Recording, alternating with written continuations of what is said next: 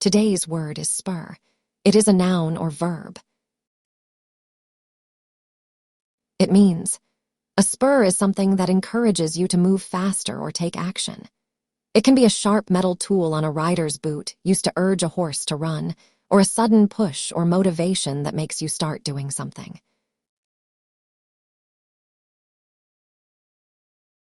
Similar words include incentive, goad, stimulus, urge. The prize money was a great spur for the team to work harder. The rider used his spurs to get the horse to trot faster. His curiosity acted as a spur to learn more about space. What made you finally start your science project?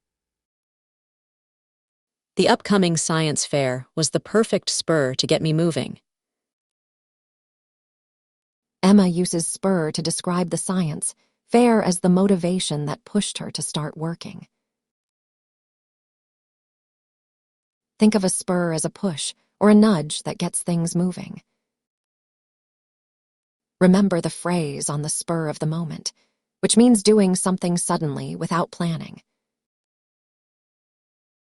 What is one thing that acts as a spur to help you finish your homework on time?